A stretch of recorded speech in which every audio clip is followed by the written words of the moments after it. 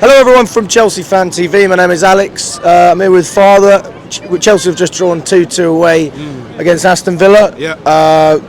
Honestly, the way we started in the first half, the way we finished the first half, everyone said to me it was over, and there was no surprise hearing that because of what happened against Arsenal, but today we saw a fight. We saw a fight, definitely, but the most jarring thing is that we keep making the same mistake over and over again defensively. The catastrophe that we concede a lot of goals from this season as well. That now nearly 70 goals that we concede defensively.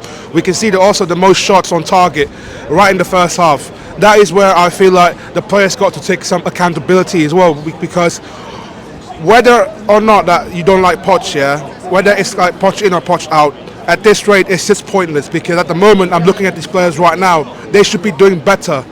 And Poch at the moment, he can do his limitation, that is his limit. I don't think Poch cannot take this team even further. But again, it's just that goes to show that defensively again, all over the place. But then we regroup and then we kind of come back from there. And then that was the best second half performance that we've seen Chelsea so far. And normally we crumble, but then all of a sudden we get some sort of energy from the second half. But I don't know where that's coming from. Maybe it's that Aston Villa kind of lapsing in a bit in some ways, but also they have thinking in their semi-final, their in the first leg here against Olympiacos.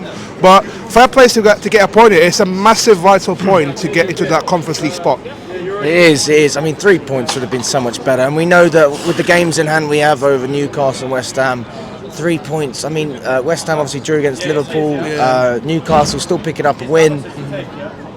This still feels like 2 points dropped to me, and that's credit to what I saw on the pitch, especially in that second half. Yeah, especially I think in the second half you have to give credit to the boys for stepping up, raising the tempo, raising the intensity a bit in the second half.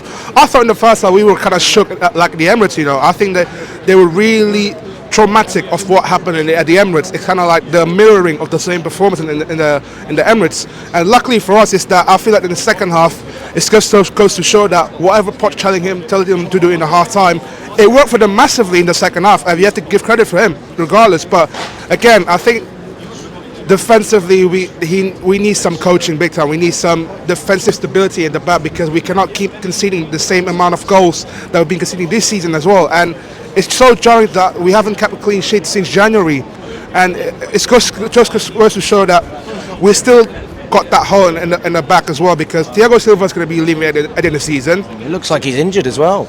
That's his Chelsea career goodbye. Then I don't know how long he's going to be out for, but if he's out till the season, then it's a sad way to go in there, because he has been a great servant for us, for this team.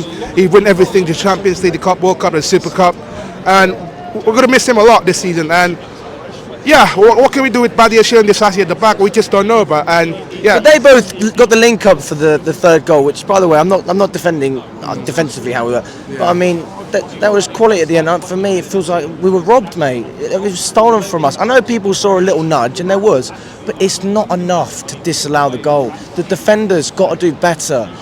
I don't know about you, mate, but for me, I feel like I say this every week, it's getting worse and worse, these decisions. I mean, I'm not even just talking from our side. He gave stupid fouls against Villa. He was just terrible. He had no control of the game whatsoever. I think general-wise, we can talk politically about the Premier League referee as a whole, and the fact that we are so far behind in terms of the I don't want to talk politically enough, but at the end of the day, it's the same conversation that other rival fans would have about this referee week in and week out, giving this inconsistency amount of fouls that they've been given. And in those kind of situations, it's really 50-50 for me. Like, I don't think that Badiashile have kind of bad intention to it, but it's just one of those moments that you want to fight for the ball, and unfortunately the ref got a wrong decision for it, and it's unfortunate that the ref lost us 2 points for that. So hopefully we bounce back against Spurs and give a massive boost of this confidence win. But again, we need to raise a bit more intensity, especially in the first half, continuing on in the second half. That's what we've been missing so far this season, and that's what I think that this is what the points will be more important against Spurs, against Brighton. Those are the 2 games in hand before we get into the run of fixtures like Nottingham Forest and Brighton. So if we can give Villa a good game, then I think we could do that with most teams. But at the end of the day, we've got to see what happens. Thank you for coming on, buddy. Cheers. I appreciate it.